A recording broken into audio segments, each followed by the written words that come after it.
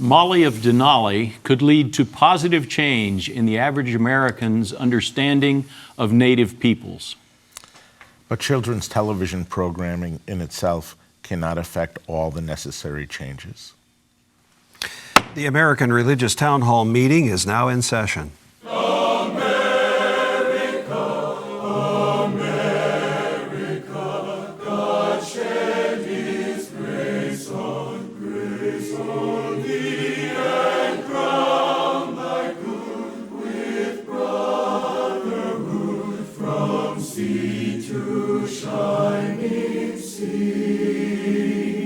Welcome, friends, to the American Religious Town Hall meeting, where the discussion of religious, political, and social issues is meant to promote the cause of religious freedom and to help us better understand each other.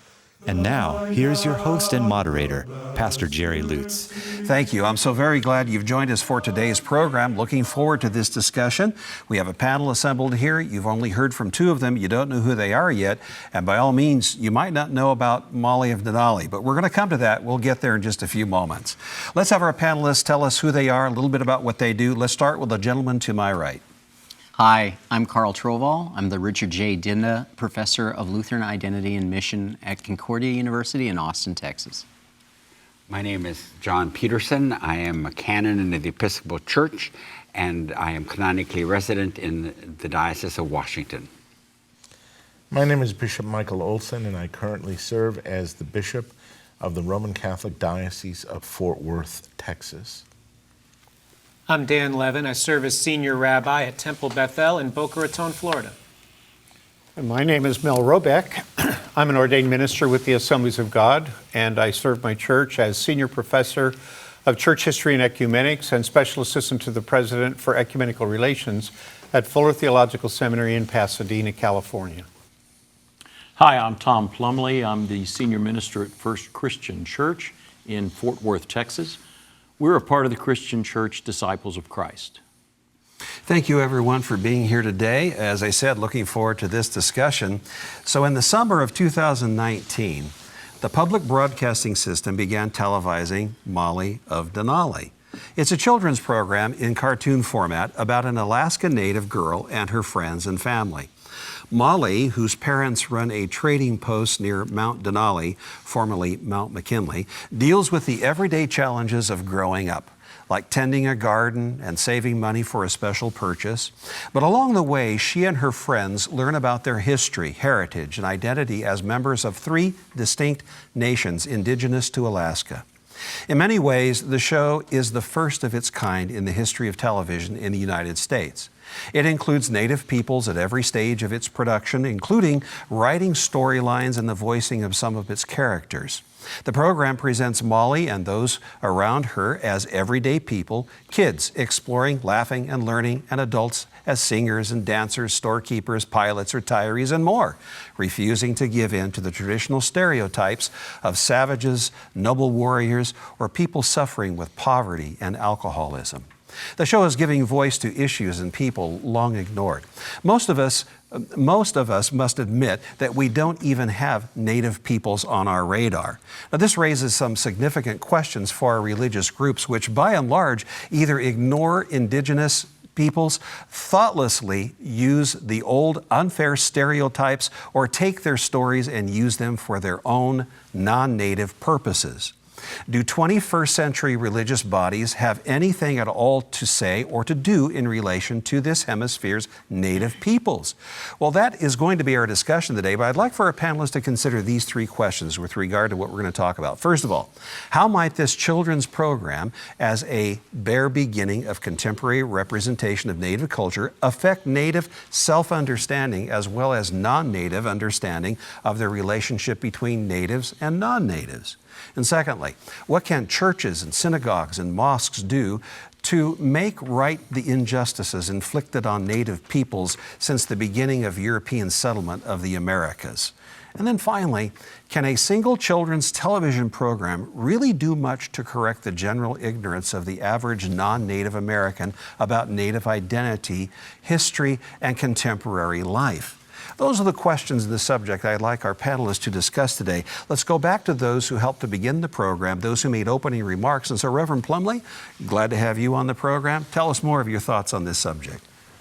Thank you. All I have to do is go back to my own childhood and remember that deep, resonant voice that would come on the television in the afternoons, and it would start with, "Look, up in the sky, it's a bird, it's a plane, it's Superman," and then you'd have music and you'd see Superman flying. It looked like his cape was going out, it had been blown out with a fan behind him, and it got down to where it was talking about Superman standing up for truth, justice, and the American way.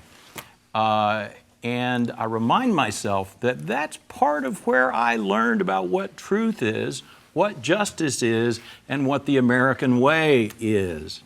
I also think, Davy Crockett, Captain Kangaroo, all the things from my own childhood. And I look at my grandchildren, and I think of not only the old programs from their point of view, like Sesame Street or Daniel Tiger, which is what's happened to Mr. Rogers' Neighborhood since Mr. Rogers died, but now Molly of Denali, and I am grateful for the opportunity that we're having to open ourselves up at this very young age to some people that have largely gone forgotten. We need to remember that values in the human spirit, in the human mind, are formed well before we get formal education. And therefore, these things that our children see in these early years of their lives are very important. I think of the importance of the Bill Cosby kids. Whatever you think of Bill Cosby now, in decades ago, Bill Cosby and Fat Albert and those cartoon characters played a great role in opening up a generation just younger than my own, my boy's generation, my son's generation, to African American people that was a very different understanding, a very different education about who African Americans are than I got as a child. And the same thing, I think, can happen now because of Molly of Denali about our native peoples that were in this land long before the rest of us pushed them away. All right, thank you very much. And now, Bishop Olson, you also made an opening comment. Oh, yes. Your thoughts, please. I think it's an educational show, and I think that's very important, and it's a start. I think one of the challenges and insights, I think, is that when we study cultures, I think cultures help us to identify what is different in groups, but it also helps us to identify what we have in common. And I think that always has to be, or would be beneficial if it would be the second step after differences. I think, especially with culture, I don't know how, and know that the attempt is often made, but I don't know how it can really be done thoroughly without looking at religion. That culture always ties and comes in closely with religious expression, religious understanding. And the next point is there is diversity within cultures and understandings, and I think that that if we listen to the voices of the indigenous population and nativists, we'll hear a diversity of voices.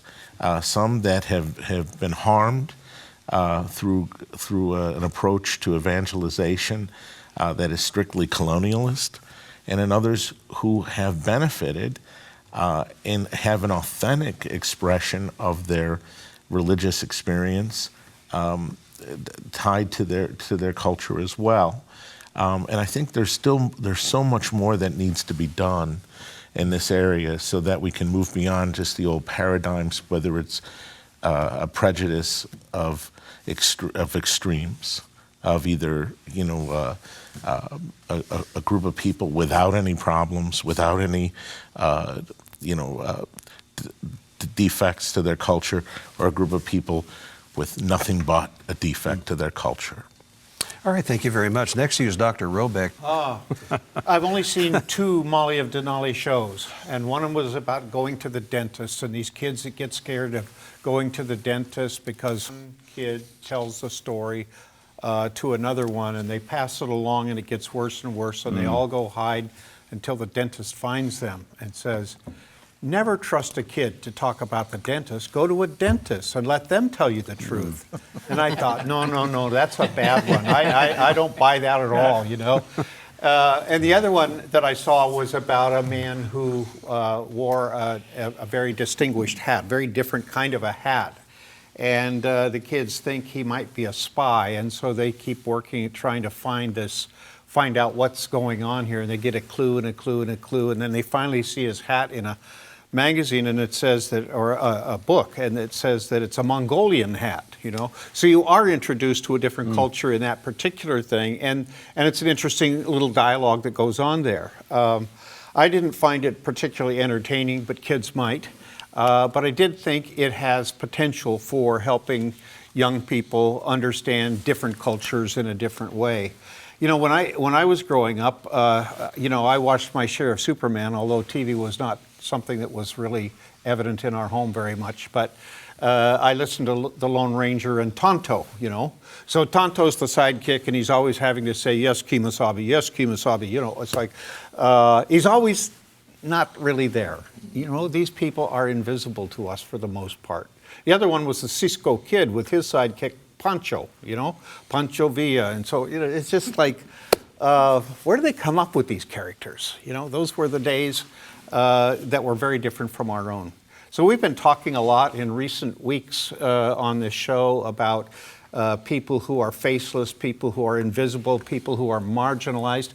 And I think, you know, in my experience, Native Americans, Indians, whatever they want to be called, or whatever we want to call them, are invisible people to us. I mean, I've heard the stories, but I know that growing up in my American history classes, we really, and I will say this very clearly, whitewashed the story of how we treated Native Americans.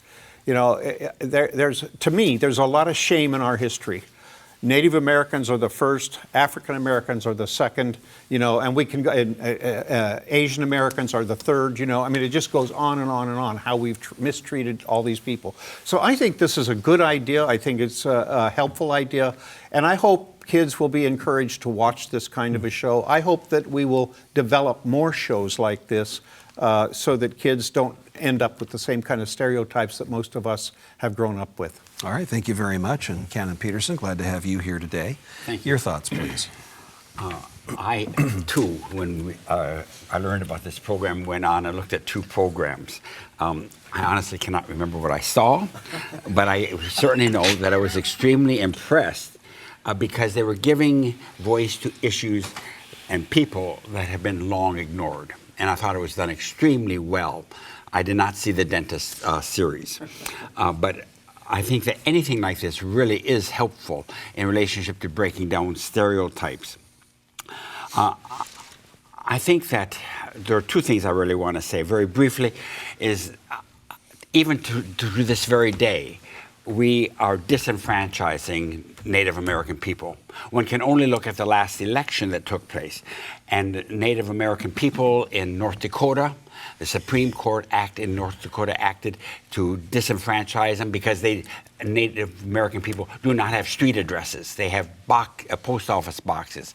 And consequently, as a result, they did not allow them to vote unless they had a street address, which is, you know, just kind of unbelievable that the Supreme Court would take such a decision, which meant that thousands of people, they could not do it in time from the time the decision was made to the time of the election to be able to get everyone registered with a street address.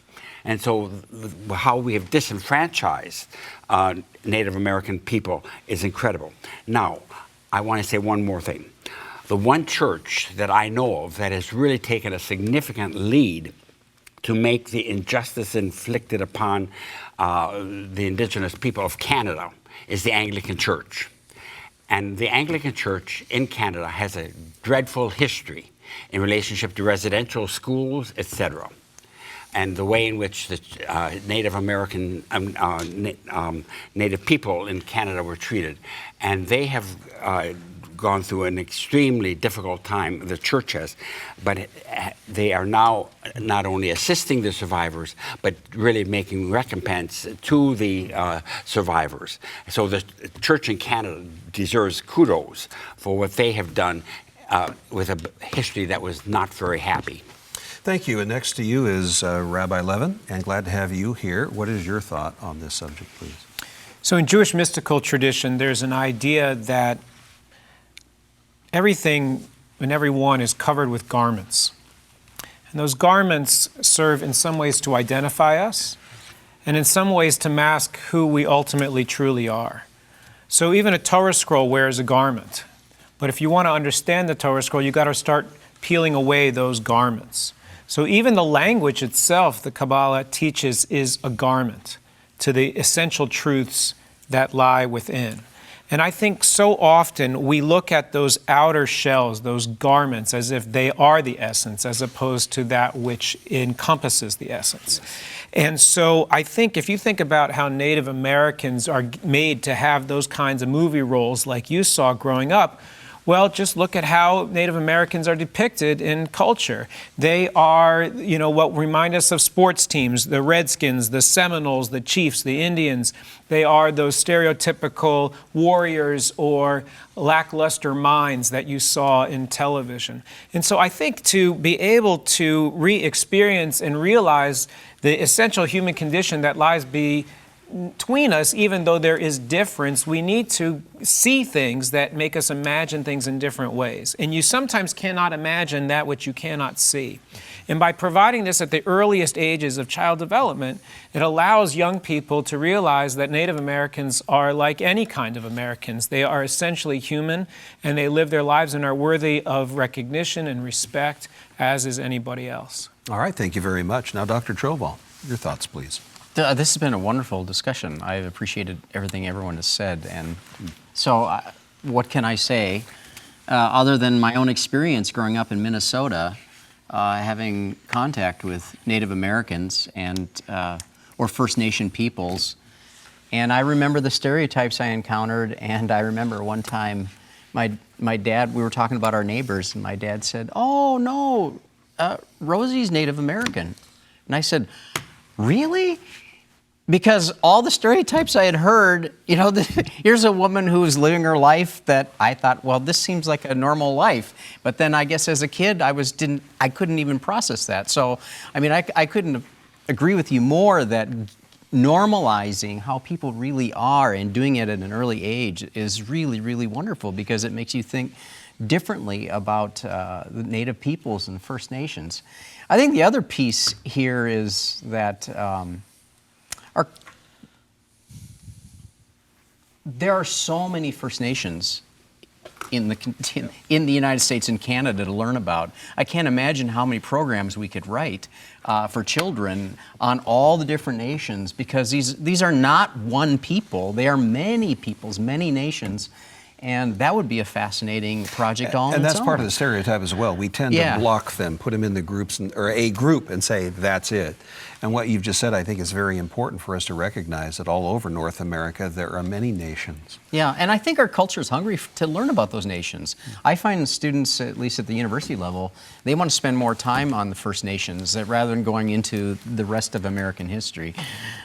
Well, thank you. Just a few seconds left, and it's to you, Tom. Where did you become familiar with Molly of Denali? Oh, my grandchildren watch it. Ah, there it is. See, the kids are All bringing right. the adults Yep. in. That's right. It's a good thing, too. Indeed. Well, I'm afraid we're out of time for this segment, but thank you so much for tuning in. We look forward to hearing the summary statements in just a few moments, but before we go to those, we'd like for you to stand by and listen to a very important announcement. Now, the announcement has to do with the email address and the mailing address and all of that, but listen particularly regarding the Town Hall Estates. I'd encourage you to go to the website that Mark is going to introduce you to learn more about the Town Hall Estates. We'll be back in just a few moments. Thank you, Pastor Lutz. We hope you are enjoying today's program. If you would like to learn more about the American Religious Town Hall, please visit our website at americanreligious.org. That's americanreligious.org. There you can read about the mission and history of the program, learn about the Town Hall Estates, and view past programs by clicking the appropriate menu buttons. Each week, Pastor Lutz looks forward to receiving your letters. You may write to him at the address shown on your screen. Send your letters to Pastor Jerry Lutz, American Religious Town Hall Meeting, P.O. Box 180118, Dallas, Texas 75218. That's Pastor Jerry Lutz, American Religious Town Hall Meeting, P.O. Box 180118, Dallas, Texas 75218. Thank you for writing, and thank you for watching. And now, back to you, Pastor Lutz, and today's closing statements. Thank you, Mark. We are going to go to the closing statements, but again, I would like to encourage you to go to the website. The folk there at the Town Hall Estates are very caring, compassionate people with whom I'm sure you'd love to become familiar. So this is your way to do that, by going to the website and finding a little bit about the Town Hall Estates, and to also find that place where you can send us an email with your suggestions concerning programs you'd like to see here, subjects and topics that you would like to recommend that we discuss here. So thank you again for tuning in. Let's go to our summary statements now. Let's begin with Dr. Troval. You're first. You mentioned Superman at the very beginning. Superman, I know the community can't solve their problems, and so some individual comes flying in to save everyone. And it's so American, isn't it, that we can just trust one individual to solve all of our problems rather than us buckling under and doing everything. That was a completely separate topic apart from this, but I kept thinking about that. I think the second question, what can churches, synagogues, mosques do to right the injustices? I think that's the wrong question. I think we need to ask the native peoples themselves, what is it that you need from us? All right. Thank you very much. Bishop Olson, your summary, please. This has been a very good discussion. I really appreciated it for more reflection on the phenomena of peoples and culture, but also what it reveals to us about human nature and also about God, the unity and diversity and the mystery of the presence of God. One particular thing about culture is we always, I think, have to consider the role of the family and how cultures understand family and particular family roles and how they form community. And with that, of course, then leads to an understanding of how they understand God and God's both his transcendence and God's immanence. Thank you. Dr. Robeck, your summary, please. Yeah, I think that racism has played an enormous role here in terms of how we have treated, how we've spoken about Native Americans. It's led to all kinds of stereotyping. It's also led to false narratives about how they live and so forth. I do worry about the recovery of the history of these people in some ways. I remember when Dances with Wolves came out, there was a great deal of criticism of Dances with Wolves, of making them look too good. In reality, I've wondered at times about what they really contribute to culture at particular times, how they did in fact handle the environment. Would they be the kind of environmentalists we would want to follow today or not? So it's really a difficult time to try to recover the right thing. About all I get in Southern California is come to our casino and help us settle the fights about who's in and who's not in a tribe. Wow, thank you. Reverend Plumley, your summation, please. Thank you. I think in this conversation about normalizing those who are different, about helping us to understand the common humanity that we share. I don't want to be heard to say that normalizing means homogenizing. Okay, I am just like you, but I also have a unique identity and a unique story. Both of those sentences are critically important, both as I'm meeting people that are much like me, who have the same skin tone that I do and who speak the same language as I do, but as I meet people who are very, very different than I. All right, thank you very much. Rabbi Levin, your summation, please. I think for so long, Americans have sought to erase Native cultures, that there is a huge lack of trust by Native American people of other Americans. My sister used to teach at the Pima Maricopa Reservation in Arizona, and she taught high school there, and it was a hard time getting students to even come to high school because they thought if they went to the high school, it would erase their Native culture. And so when you have programs like this that try to help us realize that Native Americans are more than mascots, that not only do we start to build a sense of appreciation and respect for those people, but as they see us do that, it will help us to rebuild the trust that will allow us to become really one nation. All right, thank you very much. Canon Peterson, your summation. Yes, Michael Piers, the Archbishop, sent an apology to the Native people in Canada. I am sorry, more than I can say, that we tried to remake you in our image, taking from you your language and your signs for your identity. I also know that I am in need of healing, and my own people are in need of healing, and our church is in need of healing. Without that healing, we will continue to have the same attitudes that have done so much damage in the past. Well, thank you. And thank you, everyone, for being here today. This has been, I think, a very informative, insightful, and helpful, hopefully, meeting that we've had here around this table. So thank you so much. And thank you for tuning in. We hope that you've learned something of importance here. And we do love hearing from you. You have an opinion. You're not able to unless you just shout it at the TV, and that's kind of pointless, as you know, and frustrating. But you have a way of contacting us. You can write to us and let us know what you think about the program, perhaps what you heard today, or some other things you'd like to hear this panel discuss. There'll be many weeks ahead where we can take your topics into consideration. We hope we are able to get to them. For now, the Charter of the American Religious Town Hall provides that Roman Catholics, Protestants, Jews, educators, and others may appear on this program and can declare their beliefs without hesitancy, and the rest of the members of the panel will uphold and guarantee that American right to all who will appear, irrespective of race or creed, so that the rest of the world can see that here in America we believe in civil and religious freedom, not only in theory, but in reality. So now, friends, until next week at the same time and over the very same channel, the American Religious Town Hall meeting stands adjourned. And may the God of all of us bless all of you.